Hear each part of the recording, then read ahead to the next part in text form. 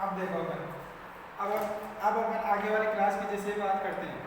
अपन ने पीछे वाली क्लास में क्या क्या पढ़ा था। अभी अपन ने देखो आज जेड पिरामिड आपने पढ़ लिया, जेड पिरामिड आपने जेड पिरामिड पढ़ा और एच वाई पिरामिड पढ़ा। इसी प्रकार अब आप आगे क्या पढ़ेंगे अपन एच पिरामिड। अपना एक पिरामिड और बचा हुआ था। तो देखो एक पिरामिड और बचा हुआ था, तो अपन उसमें देखो पहले में अपन ने देखो जेड पिरामिड में अपन ने क्या माना था। जेड पैरामीटर में आपने माना था देखो v1 फंक्शन किसका है i1 और i2 का। v1 फंक्शन किसका है i1 और i2 का। तो v1 फंक्शन i1 और i2 का है। सेकंड वाले में आपने क्या माना था i1 i2 किसका फंक्शन है v1 v2 का। देखो पहले वाले में आपने क्या माना, आपने माना कि देखो v1 फंक्शन है यानी जेड पैरामीटर में आपने माना v1 v2 का फंक्शन है। सेकंड वाले में माना आपने क्या i1 i2 का फंक्शन कौन है v1 v2। अब इसमें देखो अपन बात करते हैं, मान लेते हैं कि v1 इसमें देखो i1 और v2 इंडिपेंडेंट है यानी स्वतंत्र चर है। तो देखो i1 और v2 स्वतंत्र है, तो बचा क्या क्या अब अपने पास, एक तो बच गया आपके पास i2 और एक बच गया आपके पास है v1। तो देखो अपन लिखना चाहिए इनको, तो i2 इक्वल टू अगर आप लिखना चाहो तो ये क्या हो जाएगा i2 इक्वल टू ये आपके पास क्या हो जाएगा i1 और v2 का फंक्शन। और यहाँ पे लिखना चाहोगे तो v1 किसका फंक्शन हो जाएगा i1 और v2 का फंक्शन। ठीक है भाई, यानी देखो अपन ने किसको देखो जिसको स्वतंत्र मानते हैं यानी जो स्वतंत्र होता है और जो डिपेंडेंट होता है, यानी स्वतंत्र और डिपेंडेंट दो अलग अलग चीजें हैं। यानी जिनको आप डिपेंडेंट करते हो वो स्वतंत्र रहते हैं, उन पे डिपेंड करते हैं। तो अपन ने क्या लिखा ये स्वतंत्र है, तो डिपेंडेंट कौन से हो गए i1 और i2 और v1। तो अपन ने i2 और v1 देखो i2 किस पे डिपेंड कर रहा है i1 और v2 पे, v1 किस पे डिपेंड कर रहा है i1 और v2 पे। तो देखो अपने पास दो इक्वेशन हो गई, अपने पास कितनी इक्वेशन हो गई, दो इक्वेशन हो गई, समीकरण 1 और समीकरण 2। ठीक है, तो समीकरण 1 और समीकरण 2। तो देखो समीकरण 1 को अपन वापस लेते हैं, तो समीकरण अपन 1 की बात करें तो समीकरण 1 का संपूर्ण अवकलज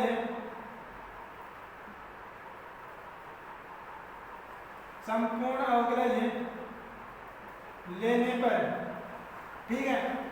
तो देखो अपन संपूर्ण अवकलज लेते हैं। पहले कैसे किया था काम, जैसे अपन ने पहले काम किया वैसे ही आप काम करना है। तो देखो ये क्या हो जाएगा di2 संपूर्ण हो गया, इसका क्या करोगे आंशिक, इसका क्या करोगे आंशिक। तो di2 फंक्शन किसका i1 और v2 का, i1 और v2 का। तो देखो ये क्या हो जाएगा आपके पास i1 और ये क्या हो जाएगा di1, ये क्या हो जाएगा dv2 अपॉन डेल, देखो i2 को यहाँ सॉरी यहाँ i2 आएगा, तो ये क्या हो जाएगा dv2 और ये dv2। ठीक है, ये हो गया। तो vi फॉर्म में लिखने पर vi रूप में लिखने पर, vi रूप में लिखो तो ये क्या हो जाएगा i2 इक्वल टू ये क्या हो जाएगा, यहाँ पे देखो कौन सा पैरामीटर है h पैरामीटर, तो इसको क्या करोगे hi और यहाँ पे क्या आएगा i1, यहाँ पे क्या करोगे hr और यहाँ पे क्या करोगे v2। देखो पहले इक्वेशन ये हो गया आपके पास। देखो अपन ने इसको क्या माना i2, इसको क्या माना, देखो पहले अपन ने शुरू में क्या माना था zi, फिर माना अपन ने yi, अब मानते हैं अपन hi। अगर इसको अपन देखो 1 में लिखना चाहिए तो ये क्या हो जाएगा h11 i1 h12 v2 समीकरण 3। ठीक है भाई, समीकरण 3। तो vi फॉर्म। अब आगे बात करें इसी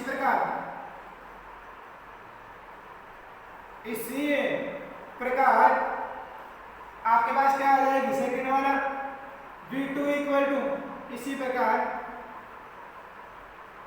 समीकरण 2 से आपके पास क्या दिया हुआ है v1 equal to v1 i1 v2 का फंक्शन है, i1 v2 का फंक्शन है। तो ये क्या हो जाएगा संपूर्ण अवकलज से संपूर्ण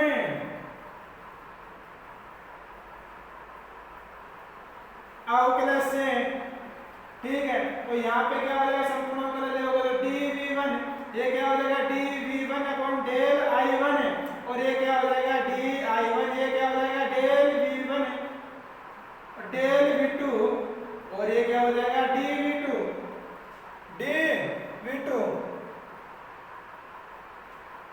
तो देखो इसको थोड़ा ऊपर लिखते हैं संपूर्ण अवकलज लेने पर।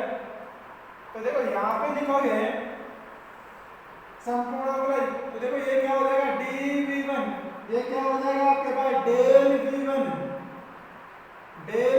Upon del i1 di1 del v2, ये हो गया डेल v2 और dv2, यहाँ क्या करोगे v1,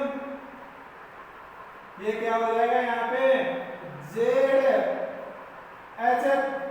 ये क्या हो जाएगा i1, ये क्या हो जाएगा h0, और ये क्या हो जाएगा v2।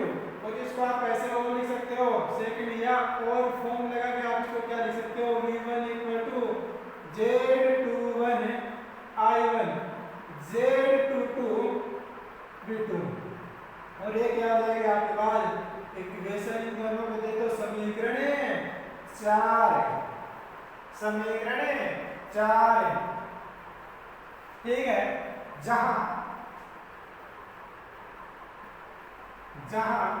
अब अपन बात करेंगे, देखो किस चीज की, एच जेड क्यों कर रहे हो, यहाँ पे एच करो भाई, यहाँ पे एच करना है h21 h22, जहां अब ये सारी चीजें लिखनी है अपने को h11 h12 h21 और h22।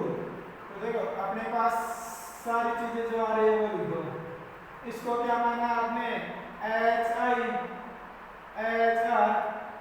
hf h0। अब इनके बारे में बात करते हैं। तो देखो इनके बारे में आप खुद ये देखो सबसे पहले अपन बात करते हैं किसकी, आपके पास ये रही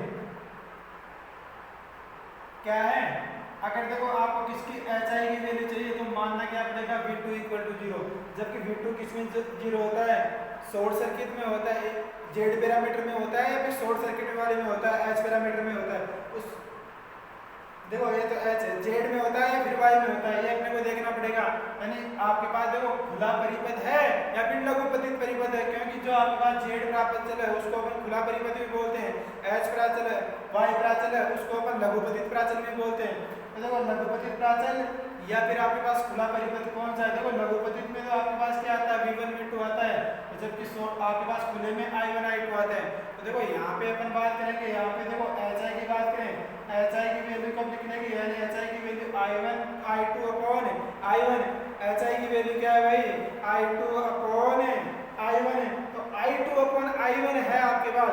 तो एक बार दिमाग लगाओ, आपने शुरू में किया था, आपने क्या किया था भाई शुरू में i1 अपॉन i2 किस में आता है, अपने पहले वाले में बात करें तो इसको आप v2 0 मान रहे, v2 का मतलब शॉर्ट सर्किट है, यानी लघुपतित परिपथ की निवेशी प्रतिबाधा है।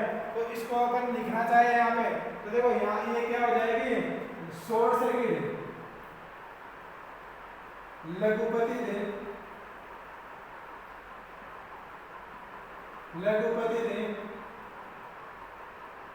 परिपथ के निवेशी प्रतिबाधा, ठीक है। अब सेकंड की बात करो भाई, सेकंड के बारे में दिमाग लगाओ। सेकंड में देखो आपको क्या चाहिए, h21 की वैल्यू चाहिए, h12 की वैल्यू 21 की वैल्यू, जैसे तो एक दूसरे कंपोजिशन होते हैं वैसे तो, लेकिन अपन बात करते हैं देखो यहाँ पे अपने को किसकी वैल्यू 0 करनी पड़ेगी, किसकी वैल्यू 0 करनी पड़ेगी, आपको i1 की वैल्यू 0 करनी पड़ेगी। क्या करनी पड़ेगी भाई, i1 की वैल्यू 0 करनी पड़ेगी। तो i1 की वैल्यू 0 करनी पड़ेगी, तो देखो i1 0 हो गया। i1 0 किस में होता है, दिमाग लगाओ, i1 0 किस में होता है, h में z में होता है या फिर y में होता है। तो देखो i1 तो अपन ने किस में फंक्शन पढ़ा था, शुरू में पढ़ा था अपन ने जेड पैरामीटर में। तो जेड पैरामीटर में दिमाग लगाओ, जेड पैरामीटर में i1 i2 का फंक्शन था तो वहां पे i1 0 होगा, यानी आपके पास जेड पैरामीटर का यूज हो रहा है यहाँ पे पहली बात तो जेड पैरामीटर का यूज हो रहा है, लेकिन वैल्यू किसकी निकल रही है, v2 की निकल रही है। और v2 क्या है, यहाँ पे शॉर्ट सर्किट का सर्किट है, या ये शॉर्ट है, ये खुले का परिपथ है। तो देखो v2 आप इसकी वैल्यू निकालोगे तो क्या कहोगे इसको, यानी आपके पास लघुपतित परिपथ है। लघुपतित परिपथ की कौन सी प्रतिबाधा हो जाएगी, लघुपतित परिपथ की कौन सी प्रतिबाधा हो जाएगी, या फिर खुले परिपथ की होगी, ये आपको दिमाग लगाना है, क्योंकि ये सबसे इंपॉर्टेंट चीज है। ये चारों चीजें है ना, वो सबसे इंपॉर्टेंट चीज है, इन्हीं को लिखने में सबसे ज्यादा कठिनाई आती है कि अपन लिखे क्या, इनको अपन ने मान तो लिया 1 1 H I H R H N और एच एफ। देखो आई का मतलब इनपुट होता है, ओ का मतलब आउटपुट होता है, आर का मतलब रिवर्स होता है, एल का मतलब फॉरवर्ड होता है। ये चारों चीजें ध्यान रखना है। अब लेकिन आपके पास जीरो क्या क्या हो रहा है वो भी ध्यान रखना है। तो देखो दूसरे को अपन लिखें तो क्या लिखें, इसमें देखो i1 0 है, तो देखो खुले i1 0 किस में होता है, पहली बात तो खुले परिपथ में होता है, तो यहाँ पे क्या लिखोगे, खुले परिपथ की उत्क्रम प्रवेशिता होगी या क्या होगी, मैंने लिख दिया प्रवेशिता, और कई कहते हैं यहाँ पे प्रतिबाधा होगी। एक बार चर्चा और कर लेते हैं, प्रतिबाधा होगी या प्रवेशिता होगी, यानी प्रतिबाधा और प्रवेशिता में संबंध होता है। देखो जेड प्रतिबाधा होती है, प्रवेशिता होती है 1/y, या y = 1/z, ये प्रतिबाधा और प्रवेशिता में संबंध होता है। तो यानी इन दोनों में उल्टा संबंध है, तो उल्टा संबंध अपने को देखना भी पड़ेगा कि कौन सा क्या संबंध आ रहा है। तो आप इसमें अपन बात करें तो देखो अपन ने i1 0 माना है, क्या माना है, i1 0 माना है, तो देखो i1 0 माना है, तो ये देखो i1 0, तो इसका क्या आ जाएगा, आप वैल्यू निकालोगे तो देखो यहाँ HR की वैल्यू क्या आ रही है, HR की वैल्यू क्या आ रही है, i1 0 तो i2 अपॉन है, ये क्या हो जाएगा v2, i2 अपॉन v2, और इसको देखो अपन ऐसा करना चाहिए, तो देखो ये क्या हो जाएगा 1/v2 upon i1, v2 upon i2, और ये क्या होती है, ये क्या होता है आउटपुट है, ये क्या होता है 1/z0, या फिर इसको आप कहते हो zl। तो देखो अपने पास ये क्या रहा है, zl आ रहा है, तो देखो ये क्या होगी भाई, अब तो बता दो सीधे सीधे। अब देखो यहाँ से अनुपात दिख रहा है, ये दूसरे में संबंध है, तो देखो सॉरी इधर चल देखते हैं इसको एक बार, देखो इसको समझते हैं एक बार। देखो आपके पास दिया हुआ है i2 = hi1 HR v2, ये आप मान क्या रहे हो i1 = 0, तो देखो HR की वैल्यू क्या आ गई आपके पास i2 अपॉन v2, इसको अपन ऐसे भी लिख सकते हैं 1/v2 अपॉन i2, और ये क्या है 1/zl, और देखो ये आपके पास आ गया। इस संबंध से आप क्या कह सकते हो, अब तो दिमाग लगाओ, देखो ये उल्टा है यानी ये प्रवेशिता है, क्या है भाई, अपन इसको कहें तो प्रवेशिता कह सकते हैं, इसको क्या कह सकते हैं, प्रवेशिता कह सकते हैं। अब कई बार ऐसे कहते हैं प्रतिबाधा है, भाई प्रतिबाधा नहीं है प्रवेशिता है, तो ध्यान रखना ये क्या होगी, यहाँ पे प्रवेशिता होगी। ऐसी दोनों की बात हो गई, दोनों की बात हो चुकी है, अब तीसरे की बात चल रही है। तीसरे की बात है तो अब इसकी शादी करवानी है, इसमें क्या क्या करवाना है तो वो तो अपने को देखना ही पड़ेगा।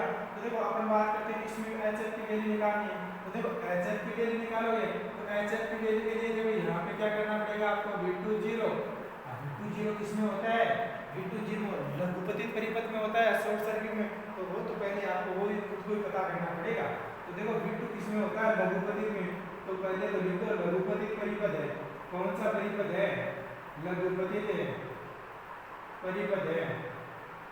अब देखो लघुपतित परिपथ है, तो देखो अब इसमें हो क्या रहा है, लघुपतित है, तो देखो v2 0 लिया तो आपके पास i1 की वैल्यू क्या आ गई, या फिर आपके पास ये HF की वैल्यू क्या आ गई v1 अपॉन i1, और ये क्या हो जाएगा 1/z0, उल्टा है भाई साहब क्या है, उल्टा है। देखो मैंने कुछ नहीं किया, आपके सामने है, मैंने इसमें जीरो रखा, इसको इधर भेजा तो उल्टा आ गया। वन अपॉन जेड नॉट, या फिर जेड नॉट नहीं हो तो ये कह सकते हो ये सीधा सीधा ही हो रहा है, सॉरी उल्टा नहीं होगा, ये जेड नॉट होगा।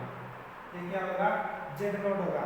तो अब कोई बता सकता है, क्योंकि अपन देखो दिमाग लगाए थोड़ा सा, तो देखो एच एफ इक्वल टू क्या आ रहा है, जेड नॉट आ रहा है। एच एफ इक्वल टू क्या आ रहा है भाई, जेड नॉट आ रहा है, यानी सीधा सीधा आ रहा है। तो इसको अपन देखो प्रवेश्यता कहेंगे या फिर आप प्रतिबाधा कहोगे, प्रवेश्यता कहोगे या प्रतिबाधा कहोगे। तो देखो इसमें संबंध देखो I1 V2 और V2 I1, I1 V2 और V2 I1। आप देखो आप ये तो खुद दिमाग लगाओगे कौन सा है कौन सा नहीं है। तो देखो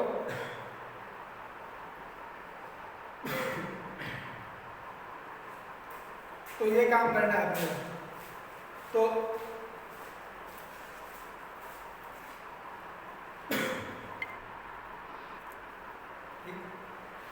तो देखो अब अपन बात करते हैं, आपके पास वो दिया हुआ है तो उसको अपन क्या कह सकते हैं भाई, भाई आपके पास 2 1 है और 2 2 है। तो देखो यहाँ पे वोल्टा और धारा का अनुपात क्या कहलाएगा, वोल्टा और धारा का अनुपात। इसको आप क्या कह सकते हो भाई, ये तो आप खुद को दिमाग, या फिर मैं तो कह दूंगा कि ये आपके पास वोल्टा का अनुपात है, या अग्र धारा अनुपात कह सकते हो, या फिर अग्र धारा लाभ कह सकते हो।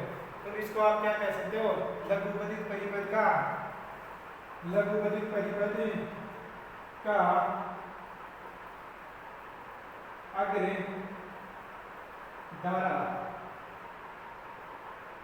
धारा एच नोट।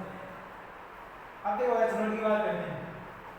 एच नोट ये रहा एच नोट भाई। आपको I1 क्या करना है, जीरो करना है।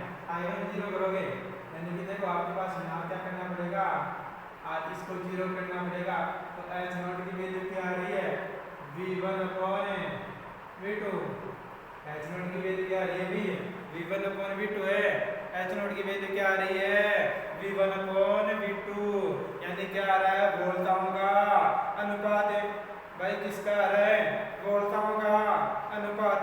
तो देखो एक बार देखना भाई इसको, वोल्टाओं का अनुपात आ रहा है।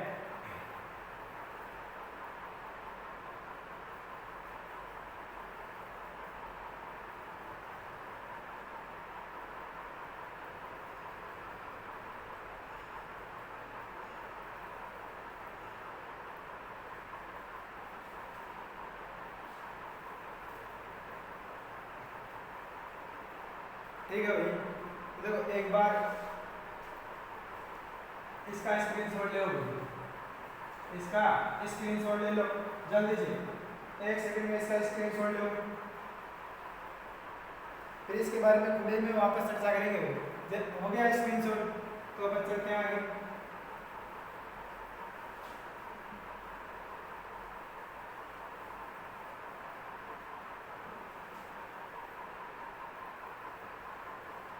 तो देखो आपके पास देखो अपन ने एक बार और चर्चा कर लेते हैं। H I, H R, H note,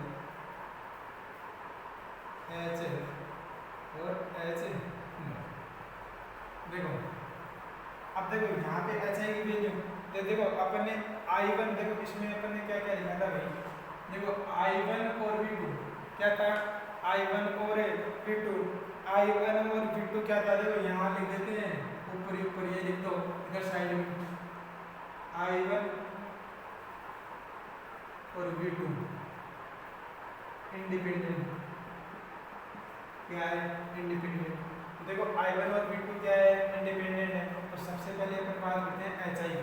तो देखो यहाँ पे HI की वैल्यू देखो, यहाँ पे आप I2 के साथ आपने क्या किया था, I2 के साथ आपने क्या होगा क्या,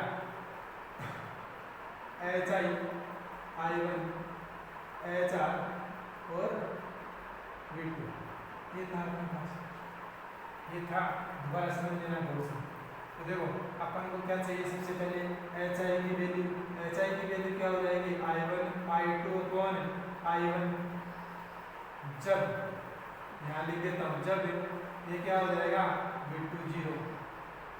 ठीक है, ऐसे ही आपको HR की वैल्यू भी चाहिए, तो HR की वैल्यू क्या हो जाएगा, I2 अपॉन V2, जब क्या होगा आपके पास आई वन इक्वल टू 0। भाई देखो आई वन इक्वल टू 0, और ये देखो आई वन आई टू, और ये क्या आई टू और वी टू। तो देखो अपन इसकी बात करते हैं।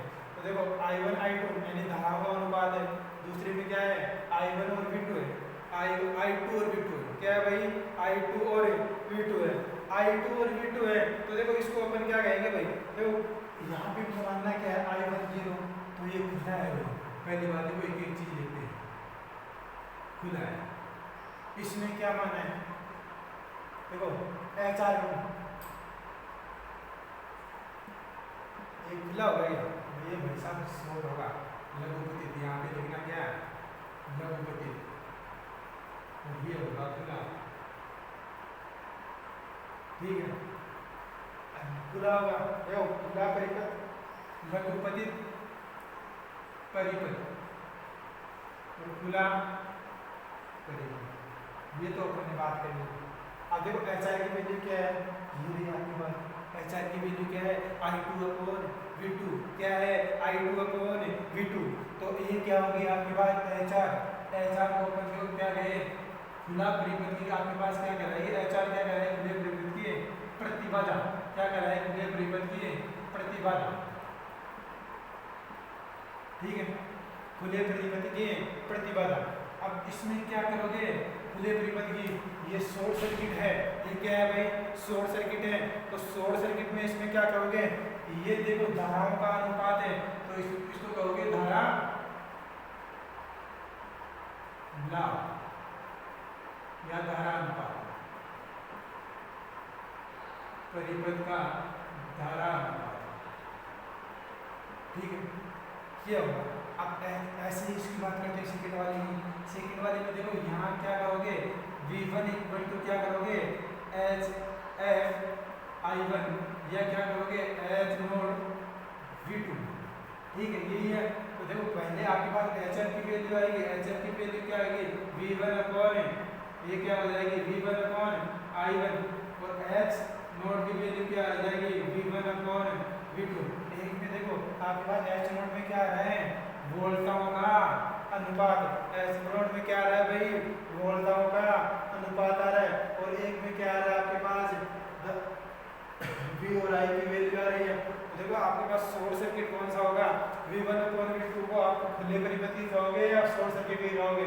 तो देखो V1 और V2 देखो ये रहा, इसमें I1 0 है, तो भाई साहब ये खुला परिपथ होगा, क्या होगा खुला, ये क्या होगा आपके पास लघुपति,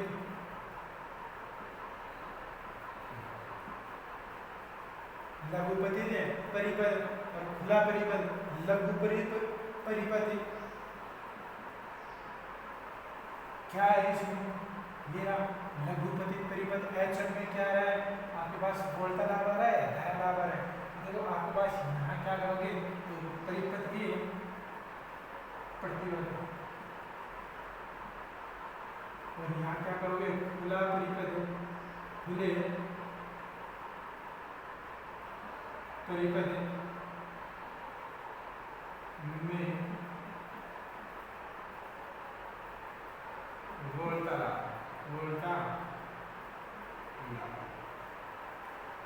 ठीक है ये है वीडियो। आपका एच पैरामीटर पूरा हो चुका है, आपका एच पैरामीटर पूरा हो चुका है।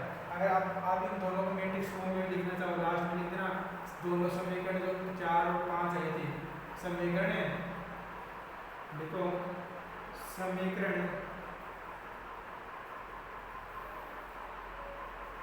3 व 4 को मैट्रिक्स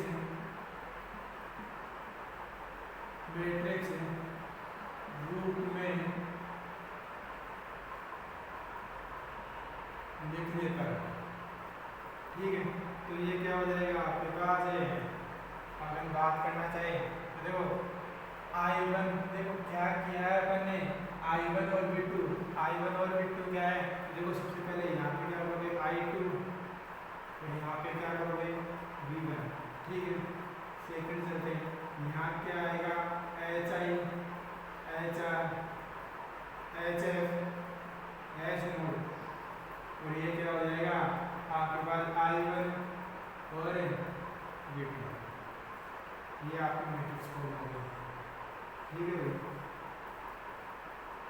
ये आपका पूरा कंप्लीट एच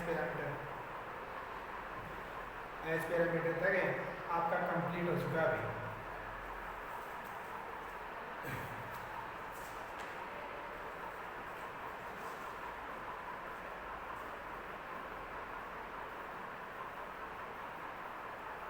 अब अपन एक परमी पढ़ लेते हैं। क्या करते हैं, एक परमी ले लेते हैं, छोटा सा क्वेश्चन आया हुआ है तो उसको एक बार सॉल्व कर लेते हैं। इजी सी परमी अपन रोज की एक परमी करेंगे और चलते हुए अपने पास 5 परमी हैं तो 5 क्लासों में एक परमी हो जाएगी। तो पहले अपने पास जो परमी है तो उसको कहते हैं अपन पहली परमी।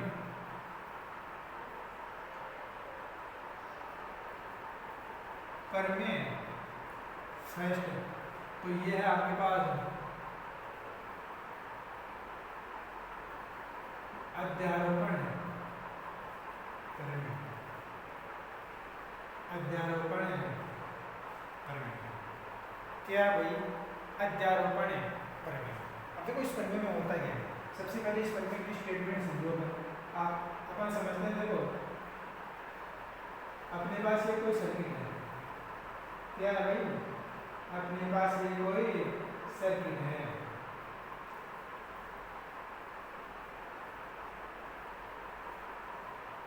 देखो ये आपके पास Z1 है, ये Z2 है, ये Z3 है, यहाँ वोल्टेज स्रोत V1 है, यहाँ वोल्टेज स्रोत V2 है। ठीक है भाई, मान लेते हैं इसमें धारा आपके पास I1 है, इसमें धारा I2 है। ठीक है, देखो आपके पास एक वोल्टेज, एक परिपथ दिया हुआ है, एक जाल दिया हुआ है और आपको क्या कह रहे हैं, आपको इसमें अध्यारोपण की परमी लगानी है। तो देखो अध्यारोपण परमी का स्टेटमेंट क्या होता है, देखो वह जाल जिसमें 2 या 2 से वोल्टेज स्रोत तो उपस्थित हो, लेकिन एक वोल्टेज स्रोत के कारण प्रत्येक प्रतिबाधा में प्रवाहित धारा का मान उन सब धाराओं के योग के बराबर होगा, उन सब धाराओं के योग के बराबर होगा, जबकि दूसरे परिपथ में जो वोल्टेज लगी हुई है उसको आंतरिक प्रतिबाधा से प्रतिस्थापित कर दिया जाए। यानी देखो आप इसको हटा दो और इसमें से प्रवाहित धारा, तो इसमें जो प्रवाहित धारा होगी टोटल धाराओं का योग बराबर ही होगा इसमें। यानी आपके पास क्या कह रहा है, यानी पहले तो इससे निकालो, फिर आपके पास एक अलग परिपथ आएगा,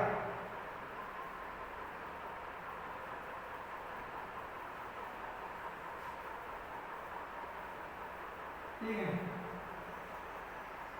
ये वोल्टेज स्रोत V2 है, इसमें धारा I2 बह रही है, क्या बह रही है, I2, मान लेते हैं इसमें I2 डैश बह रही है। ठीक है, एक तो ये सर्किट, एक ये सर्किट, यानी इन दोनों में जो धाराएं बह रही, आप देखो इसका स्टेटमेंट वहां पर सुन लो। यानी आपके पास देखो प्रतिबाधाओं से युक्त होना चाहिए, यानी बहुत सारे तो आपके पास इसमें आपके पास RLC लगे हुए होने चाहिए। क्या लगे हुए होने चाहिए, RLC, और ऊर्जा का कोई स्रोत होना चाहिए। जैसे कि अपन ने 2 वोल्टेज स्रोत इसमें जोड़े, कितने वोल्टेज स्रोत जोड़े हैं अपन ने, 2 वोल्टेज स्रोत जोड़े हैं, तो 2 वोल्टेज स्रोत जोड़े हैं, देखो प्रतिबाधाएं होनी चाहिए और विद्युत स्रोत उपस्थित होने चाहिए। तो किसी रेखीय जाल में उपस्थित प्रतिबाधाओं तथा ऊर्जा स्रोत से युक्त किसी भी परिपथ में प्रवाहित धारा का मान उन सब धाराओं के बीजगणितीय योग के बराबर होता है, जो कि प्रत्येक धारा के कारण, जो कि प्रत्येक ऊर्जा स्रोत या प्रत्येक शाखा में प्रवाहित होती है। जबकि दूसरे ऊर्जा स्रोत भाई साहब V2 या V1 एक को भी किसी को भी आंतरिक प्रतिबाधा से आपको क्या करना है, प्रतिस्थापित करना है। दोबारा सुनो, आपके पास एक ऐसा जाल होना चाहिए जिसमें ऊर्जा का स्रोत विद्यमान हो, भाई साहब V1 और V2 ऊर्जा स्रोत है, क्या है, ऊर्जा स्रोत है, और प्रतिबाधाओं से युक्त होना चाहिए। आपके पास ये भी प्रतिबाधा है, ये भी प्रतिबाधा है और ये भी प्रतिबाधा है। तो देखो दोनों कंडीशन लागू हो गई, ऊर्जा स्रोत विद्यमान है, प्रतिबाधाओं से युक्त है। तो देखो ऊर्जा स्रोत और प्रतिबाधाओं से युक्त जाल में प्रवाहित धारा का मान उन सब धाराओं के योग के बराबर होता है, जो कि एक वोल्टेज स्रोत के कारण प्रवाहित होती है, जबकि दूसरे वोल्टेज स्रोत को आंतरिक प्रतिबाधाओं से प्रतिस्थापित किया जाता है। क्या किया जाता है, प्रतिस्थापित किया जाता है। तो अपन बात करते हैं, देखो एक बार दोबारा और सुन लो, देखो प्रतिबाधा क्या है, प्रतिबाधा तथा विद्युत स्रोत प्रतिबाधाओं तथा विद्युत स्रोतों से युक्त जाल में प्रवाहित धाराओं का मान उन सब धाराओं के योग के बराबर होता है। जाल में प्रवाहित धारा का मान उन सब धाराओं के बीजगणितीय योग के बराबर होता है जो प्रत्येक ऊर्जा स्रोत के कारण प्रवाहित होती है, जो कि प्रत्येक ऊर्जा स्रोत के कारण प्रवाहित होती है। दोबारा एक बार और सुन लो। किसी विद्युत स्रोत तथा प्रतिबाधाओं से युक्त जाल में प्रवाहित धारा का मान उन सब धाराओं के बीजगणितीय योग के बराबर होता है। उन सब धाराओं के बीजगणितीय योग के बराबर होता है जो कि प्रत्येक ऊर्जा स्रोत के कारण प्रवाहित होती है। या तो इसके कारण या इसके कारण, दोनों में से एक के कारण कोई सा एक ले लो और इनके कारण प्रवाहित धारा का मान बराबर होता है। जबकि दूसरे वोल्टा स्रोत को आपको आंतरिक प्रतिस्थापन से प्रतिस्थापित करना है। तो देखो अपन एक सर्किट बनाते हैं, ठीक है। तो देखो इसकी सबसे पहले अपन क्या लिखते हैं, इसका स्टेटमेंट लिखते हैं। देखो इसमें क्या लिखते हैं, स्टेटमेंट लिखते हैं भाई इसका। तो देखो विद्युत स्रोत तथा प्रतिबाधाओं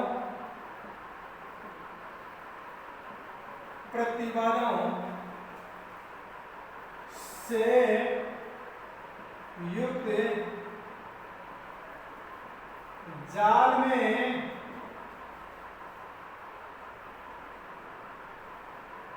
प्रवाहित धारा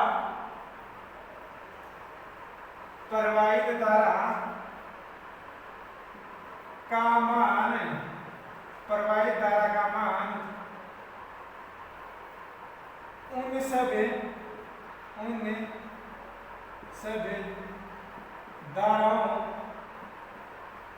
उन सब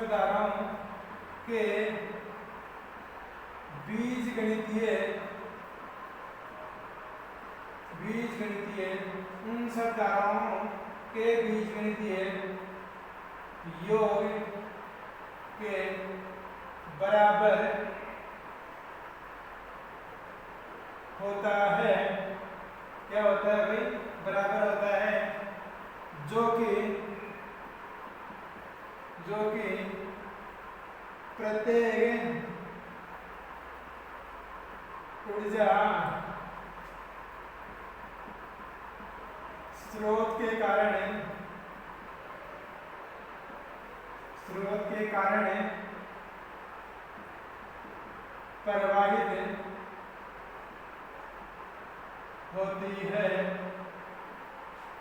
जो कि प्रत्येक ऊर्जा स्रोत के कारण प्रवाहित होती है। जबकि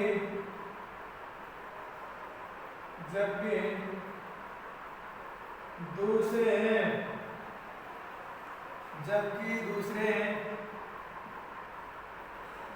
वोल्टा स्रोत को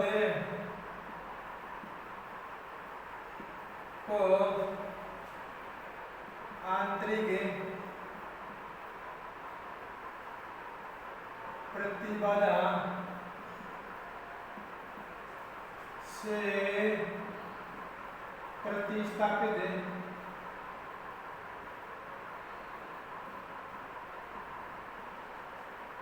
जबकि दूसरे वोल्टा स्रोत को आंतरिक प्रतिबाधा से प्रतिस्थापित किया जाता है। ठीक है भाई, ये तो इसका स्टेटमेंट हो गया। अब अपन बात करते हैं इसके प्रूफ की।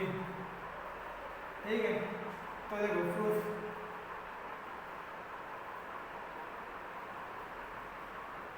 प्रूफ में अपन सबसे पहले क्या करेंगे, डायग्राम बनाएंगे। क्या बनाएंगे भाई, डायग्राम बनाएंगे। तो देखो डायग्राम बनाओ।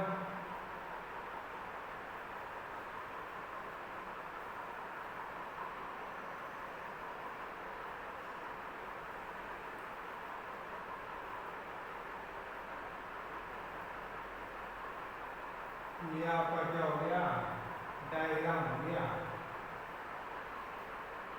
ये Z1 हो गया, Z2 हो गया, Z3 हो गया।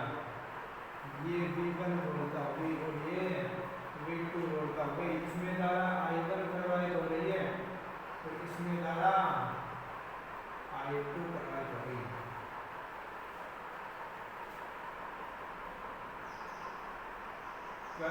मेस और सेकंड मेस, ठीक है, ये है भाई।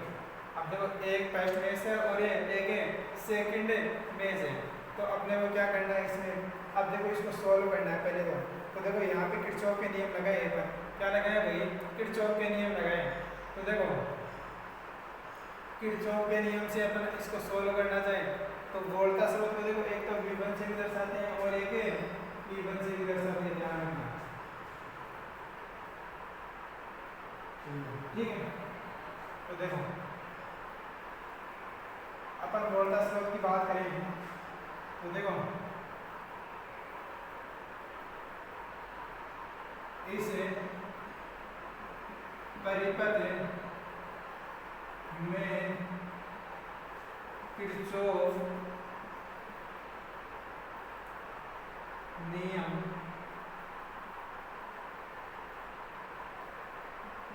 लगाने पर, किरचॉफ नियम लगाए। किरचॉफ नियम क्या कहता है, देखो वोल्टाओं का बीजगणितीय योग क्या होता है, शून्य होता है। क्या होता है, वोल्टाओं का बीजगणितीय। अपन यहाँ से स्टार्ट करें तो देखो इसके आगे वाले जो भी होंगे अपन ऐसे चलेंगे तो ये देखो पॉजिटिव नेगेटिव, तो ये क्या आगे वाला क्या होगा, नेगेटिव। तो देखो आप चलो इससे स्टार्ट करो तो देखो E1 आपके पास दिया हुआ, तो E1 माइनस सेकेंड वाला क्या होगा, I1 द्वारा करे तो I1 Z1, ठीक है। आगे जाओगे इसमें तो देखो I1 प्लस I2 क्या आएगा आपके पास, Z3 के अंदर आपके पास क्या आ रहा है, I1 plus I2 equal to 0। दोबारा देख लो, देखो यहाँ से अपन ने स्टार्ट किया V1 से, ऐसे चलोगे तो इसके अलावा आगे जैसे ही आप चलोगे प्रतिबाधा की ओर तो इसका नेगेटिव चिन्ह विपरीत दिशा में जाते हैं। इसके ऊपर आपके पास ये नेगेटिव है या पॉजिटिव, ये आपको पता करना है, क्योंकि ये चिन्ह आपके पास जो नेगेटिव और पॉजिटिव आता है वो इसी की वजह से आता है। तो ये आपके पास नेगेटिव होगा या पॉजिटिव, तो देखो अगर ये पॉजिटिव नेगेटिव हो, positive negative negative positive negative positive जो भी हो आपके पास, तो अपन बात करेंगे ये वाली चीज। तो आप देखो इसके आगे जाओगे तो देखो आप आगे बढ़े, पहले E1 माइनस ये I1 इसमें बराबर है V equal to IR, V equal to IR, V equal to IR। तो देखो ये तो हो गया आपके पास R और I1 प्लस I2 इसमें धारा हो रही है, तो E1 की वैल्यू आपके पास आ गई। तो देखो यहाँ से अगर बात करें देखो E1 इक्वल टू, अगर देखो इन दोनों को उधर ले जाए तो ये क्या हो जाएगा, I1 Z1 plus Z3 I1 plus Z3 I2। तो देखो यहाँ से अगर अपन बात करें तो ये क्या हो जाएगा, I1 कॉमन ले लो इसमें तो Z1 प्लस Z3 और ये क्या हो जाएगा Z3 I2, Z3 I2। तो इक्वेशन 1 मेष प्रश्न, मेष प्रश्न, ठीक है। ऐसे ही अगर अपन मेष सेकंड की बात करें, मेष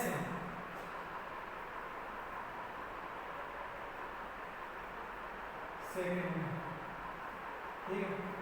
चलो देखो ऐसे आ रहे तो ये पॉजिटिव नेगेटिव होगा, तो यहाँ पे चलोगे आपकी 2 इक्वल टू लगा लेते हैं डायरेक्ट, तो ये क्या हो जाएगा Z2 I2 प्लस ये क्या हो जाएगा Z3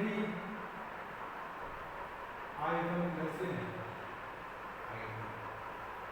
कोई दिक्कत है क्या यहाँ तक, यहाँ तक कोई दिक्कत है क्या, तो देखो नहीं है, ठीक है। चलते हैं आगे, तो देखो इसमें से भी I2 का पार्ट अलग कर लो, I1 का पार्ट, तो देखो I1 का पार्ट क्या हो जाएगा Z3 I1 प्लस यहाँ से क्या करोगे Z2 प्लस Z3 और ये क्या हो जाएगा I2, ठीक है। इसको ले लो समीकरण 2। यहाँ से अगर अपन बात करें I1 की वैल्यू निकाले, यहाँ से किसके I1 की वैल्यू यहाँ से निकालें, तो यहाँ से एक बार I1 की वैल्यू निकालना, लिखो समीकरण 2 से I1 का मान निकालें, निकालें I1 इक्वल टू क्या हो जाएगा, देखो इसको इधर भेजोगे तो ये क्या हो जाएगा 2 अपॉन, यहाँ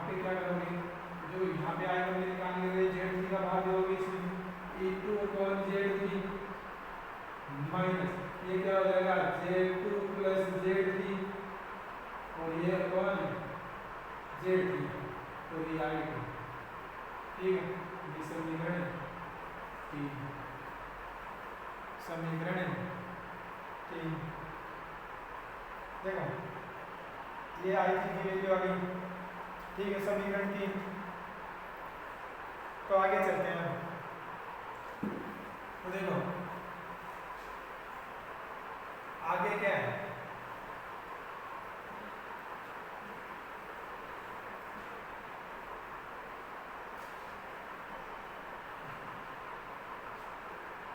आगे अपन बात करेंगे। तो समीकरण 3 से समीकरण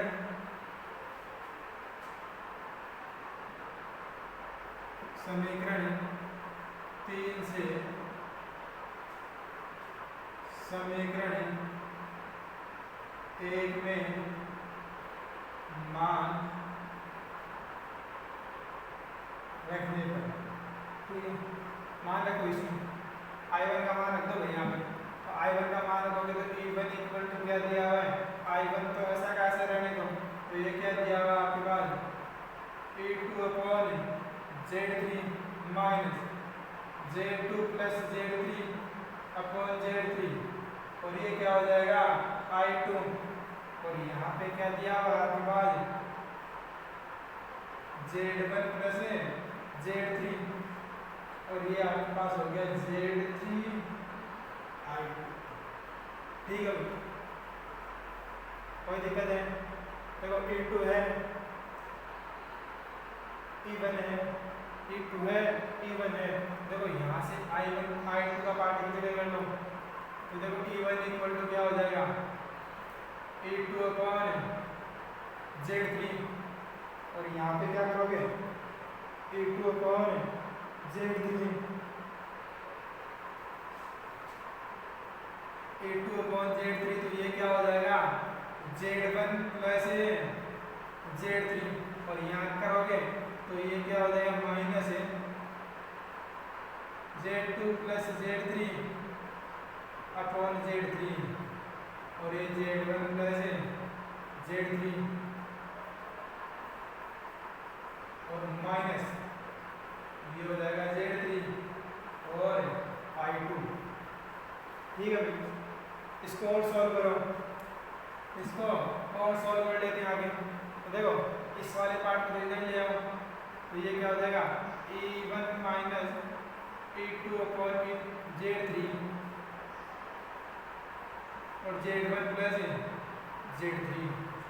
ठीक है, अब क्या होगा ये आपके पास माइनस बच रहा है तो इसको पहले इधर ले लो तो ये क्या हो जाएगा, ये क्या हो जाएगा तो यहाँ पे करोगे तो ये प्लस हो जाएगा इक्वल टू प्लस कर दो इसको और यहाँ पे देखो इसका लघुत्तम लेओगे तो ये क्या हो जाएगा माइनस ले लो। देखो Z3 लघुत्तम आ गया, ये तो आपका ऐसा का ऐसा कर दो तो इसको देखो मल्टीप्लाई करोगे तो देखो आपके पास क्या आ जाएगा Z1 Z2 Z1 Z3 और ये क्या हो जाएगा Z2 Z3 प्लस Z3 का स्क्वायर और ये माइनस आपके पास क्या हो जाएगा ये रहा Z3 स्क्वायर और ये I2। देखो ये कट गया आपके पास, बचा क्या, बचा क्या आपके पास वो लिखो। तो देखो इस माइनस को इधर भेज दो या वही रहने दो, कोई दिक्कत नहीं। E1 minus E2 upon Z3 Z1 plus Z3 और ये क्या हो जाएगा यहाँ पे देखो ये हो गया Z1 plus Z1 Z2 Z2 Z3 plus Z1 Z3 upon Z3 और ये I2 की वैल्यू निकालनी है, इसको इधर भेज दो सारे पार्टों में। तो पहले माइनस को इधर भेजोगे तो ये माइनस हो जाएगा और ये प्लस हो जाएगा और इसको इधर भेज दो आप सारे पार्ट को। तो I2 इक्वल टू क्या आ जाएगा, I2 इक्वल टू क्या आ जाएगा, इधर भेज दो इसको तो ये क्या आ जाएगा माइनस Z3 अपॉन ये क्या हो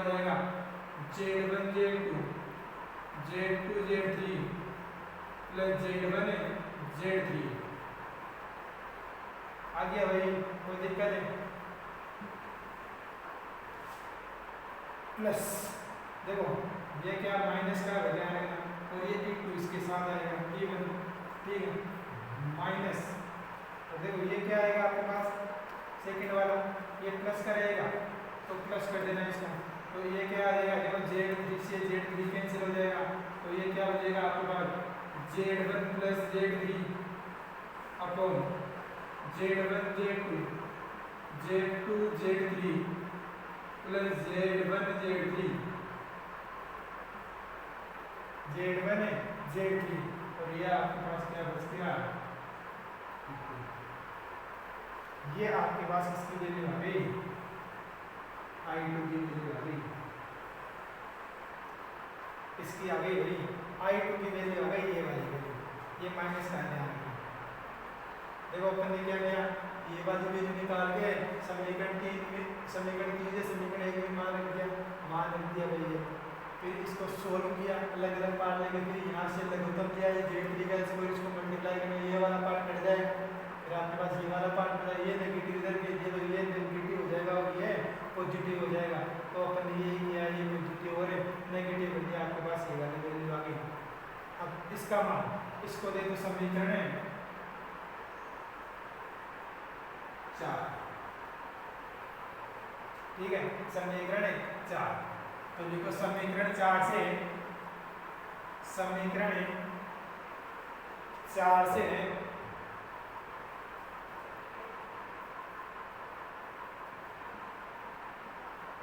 समीकरण 4 से समीकरण 3 में मान रखने पर, मान रखने पर, तो देखो अपन मान रखेंगे, ये वाले वैल्यू सॉरी साइड पे ले रहेगा, तो देखो I1 की वैल्यू क्या आती है, I1 की वैल्यू क्या आती है, तो देखो पहले तो अपने पास देखो E2 अपॉन Z3 ऐसा का ऐसा दिया हुआ माइनस, सेकंड में क्या दिया हुआ है, सेकंड में क्या दिया हुआ आपके पास, ये रहा Z2 plus Z3 upon Z3, ठीक है भाई। अब इसकी अपने को वैल्यू क्या रखनी है, I2 की वैल्यू वाली सारी वैल्यू रखनी है, तो ब्रैकेट बनाओ, तो ये क्या है Z3 upon Z1 Z2 Z2 Z3 Z1 Z3, और ये क्या आ जाएगा इवन, माइनस है तो माइनस में दो plus Z1 plus Z3 Z1 Z2 Z2 Z3, और ये क्या आ जाएगा Z1 Z3,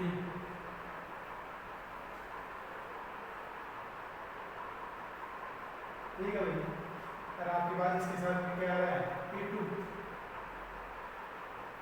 ठीक है, ये आपके पास वैल्यू आ गई।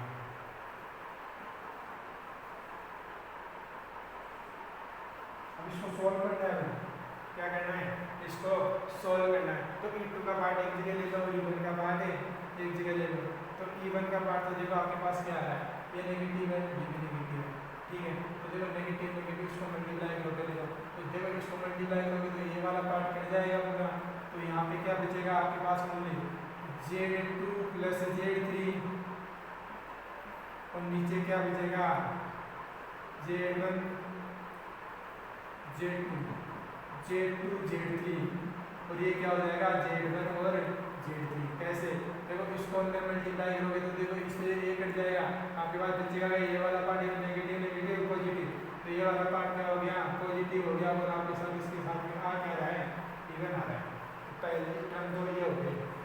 अब सेकंड टर्म की बात करते हैं, तो देखो आपके पास ये वाली वैल्यू और ये वाली वैल्यू, देखो इन दोनों वैल्यू को एक दूसरे से आप क्या करोगे मल्टीप्लाई, तो आ क्या रहा है पहले ये बात बताओ, तो देखो नेगेटिव पॉजिटिव नेगेटिव नेगेटिव आ रहा है, तो यहाँ पे करो Z1 प्लस Z3, और यहाँ आ रहा है Z2 प्लस Z3 अपॉन बटे यहाँ पर क्या आ रहा है लिख दो Z3 ऐसा का ऐसा आ रहा है, और यहाँ क्या करोगे Z1 Z2 Z2 Z2 Z3 और Z3 Z1, ठीक है। और ये क्या आ रहा है आपके साथ इसमें P2, और यहाँ क्या आ रहा है, ये रहा आपके पास एक P2 और plus P2 upon Z3, P2 upon Z3। इसको सॉल्व करना है।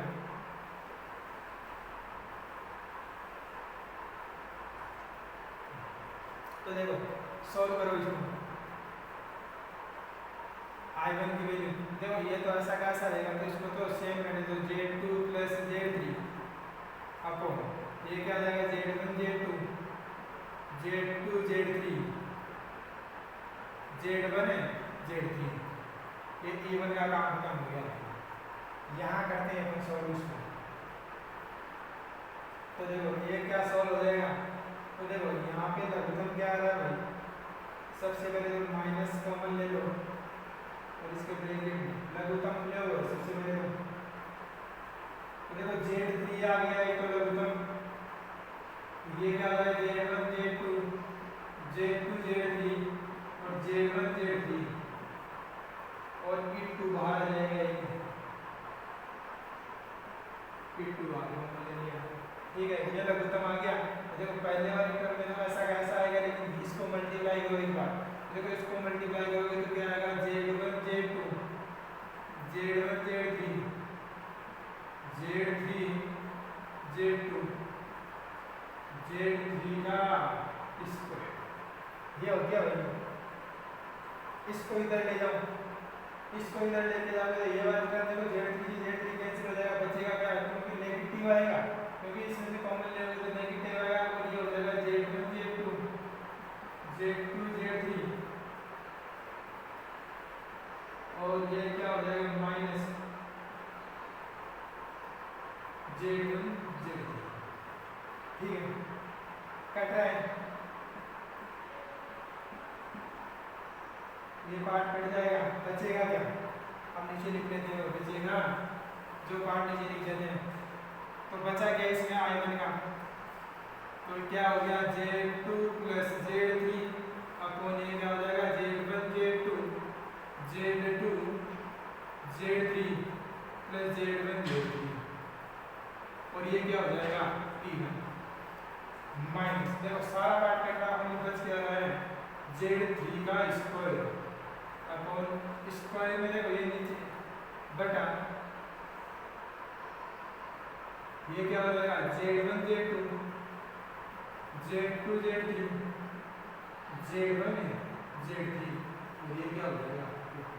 अब देखो इससे भी इसको काट दो, तो काटोगे तो आपके पास ये वाला पार्ट है I1 की वैल्यू, ठीक है, ये I1 की वैल्यू आ गई, ठीक है। देखो इसमें अपन ने क्या किया, पहले देखो दोनों परिपथ को देखो, पहले तो अपन ने ओनली जो दोनों परिपथ थे उसमें अपन ने किरचॉफ के नियम लगाए, तो देखो उसमें अपन ने I1 और I2 की वैल्यू निकाली है। पहले कोई से समीकरण से एक से I1 की वैल्यू निकाल लो, दूसरे में रख दो, फिर आपके पास जैसे ही I2 की वैल्यू आए तो जो आपने समीकरण 3 में I1 की वैल्यू निकाली तो उसमें I2 की वैल्यू रख दो, I1 का मान आपके पास आ जाएगा। तो I1 और I2 की वैल्यू निकाली, तो ये तो अपने सिंपल सा काम किया, लेकिन अब अपने को क्या करना है, आपको I1 डेश, आपको देखो आप सेकंड अलग अलग परिपथ बनाना है, तो जो I1 की वैल्यू आई है उसको सिद्ध करना है, आपने को क्या सिद्ध करना है I1 equal to I1 double dash minus I1 dash, ये वाली वैल्यू अपने को सिद्ध करनी है, ये दोनों वैल्यू बराबर होती है, ये अपने को प्रूफ करना है लास्ट के अंदर। तो देखो आप यहाँ तक समझ में आ गया, तो एक बार इसका स्क्रीनशॉट ले लो, I1 I2 की वैल्यू को देख लो एक बार कंप्लीट, इसको कंप्लीट देखो भाई एक बार, जितना करवा दिया उसको देखो।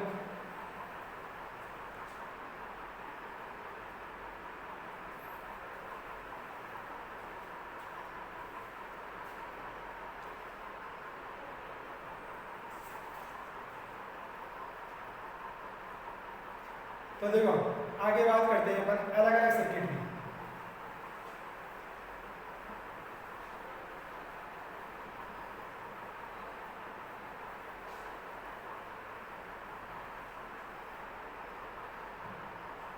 तो देखो अलग अलग सर्किट की बात करें, देखो अपन ने पहले क्या कहा था पहले तो सिंपल निकाल लिया, अब अपने को अलग अलग सर्किट लेके काम करना है।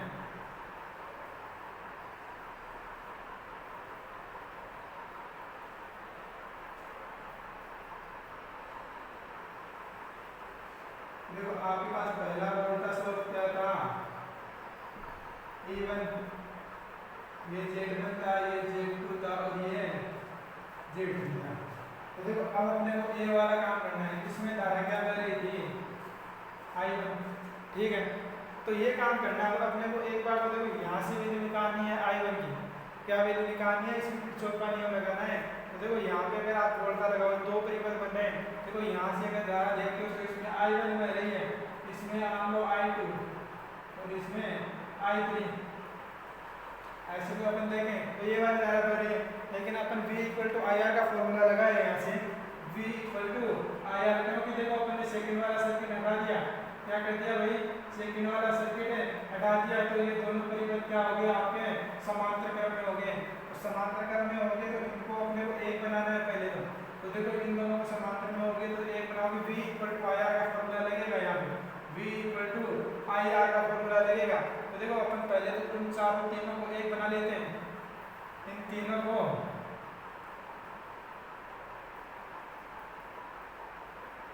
एक बना लेते हैं। कैसे बनाओगे, तो देखो इन दोनों को पहले तो ये बनाओगे, इन दोनों को बनाओगे तो आप आते हो 1/Z1 1/Z2 प्लस 1/Z3, तो ये क्या हो जाएगा 1/Z के बराबर मान लो। तो देखो यहाँ पे क्या करोगे, तो Z2 प्लस Z3 और Z2 Z3 और 1/Z, तो Z की वैल्यू क्या आएगी, Z2 Z3 और Z2 प्लस Z3, ठीक है, ये आ गया। अब फिर इन दोनों को एक बनाओगे, यानी कि आपके पास नया सर्किट क्या बन गया, ये दोनों श्रेणी में होंगे, तो आपके पास क्या सर्किट में क्या आ जाएगा, इसकी जगह Z1 प्लस Z2 Z3 और Z2 प्लस Z3, ये तो इसका कंपोजिशन बन गया। तो अपन यहाँ पे डायरेक्ट बात करें तो यहाँ पे V equal to I R का फॉर्मूला लग रहा है भाई, देखो एक बना लिया अपन ने ऐसा कंप्लीट, तो एक बनाने के बाद अपन यहाँ पे डायरेक्ट को लगा सकते हैं, डायरेक्ट नियम है लगा सकते हैं। तो यहाँ से देखो वोल्टा की वैल्यू तो यहाँ से तो आ सकती है डायरेक्ट, तो यहाँ से अगर अपन E1 की बात करें, E1 वैल्यू की बात करें इस वाले सर्किट से, तो यहाँ से E1 की वैल्यू क्या होगी, V equal to I R, तो ये V तो है वोल्टा स्रोत, I देखो इसमें I1 है, इसको I1 डैश कर देना, I1 डैश, तो देखो I1 डैश और इसके ब्रैकेट में क्या आएगा, V equal to I R Z1 plus Z2 Z3 upon Z2 plus Z3, ठीक है, कोई दिक्कत है क्या। तो देखो यहाँ तक तो ये काम करना है। अब देखो ये I1 की हो गई, तो यहाँ से देखो E1 इक्वल टू क्या हो जाएगा, यहाँ से I1 की वैल्यू निकालोगे I1 डैश की, तो ये क्या हो जाएगा E1 अपॉन, आप इसको इधर ले जाओ, तो देखो ये क्या हो जाएगा Z1 upon Z2 Z3 upon Z2 plus Z3, और यहाँ पे देखोगे तो E1 अपॉन ये क्या हो जाएगा Z1 Z2 Z1 Z3 और Z2 Z3, और ये साथ में क्या आ जाएगा Z2 प्लस Z3 इसके आ जाएगा। तो यहाँ से I1 डैश की वैल्यू क्या आ गई भाई आपके पास, तो देखो Z2 प्लस Z3 अपॉन ये क्या हो जाएगा Z1 Z2 plus Z2 Z3, और ये क्या हो जाएगा Z1 Z3, और ये हो गया आपका E1। ये तो पहली बात हो गई, ये तो पहली बात हो गई, पहले सर्किट को अपन ने डायरेक्ट सोल्व कर लिया, पहले सर्किट को अपन ने क्या सोल्व कर लिया, डायरेक्ट सोल्व कर लिया, यहाँ से I1 की वैल्यू निकाल ली। अब सेकंड वाला सर्किट बनाएंगे, ऐसे ही क्या करेंगे, ऐसे ही सेकंड वाला सर्किट बनाएंगे, ऐसे ही सेकंड वाला सर्किट बनाएंगे। ये आपको खुद को करना है भाई, काम नहीं कर आके फिर अगली वाली क्लास में आपसे चर्चा करेंगे।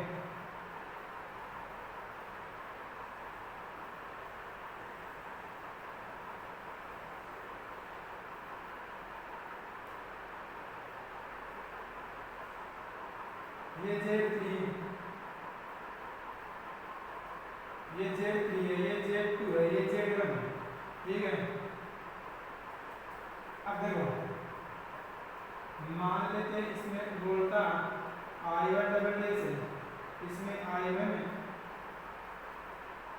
डैश है। तो देखो इसमें क्या हो जाएगा, इसमें धारा क्या हो जाएगी I1 double dash minus I1 triple dash,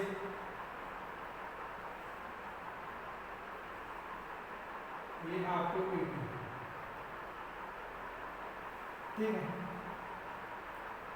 आपको इसमें I1 double dash minus I1 triple dash की वैल्यू निकालनी है। आज के लिए इतना ही। जय हिंद, जय भारत।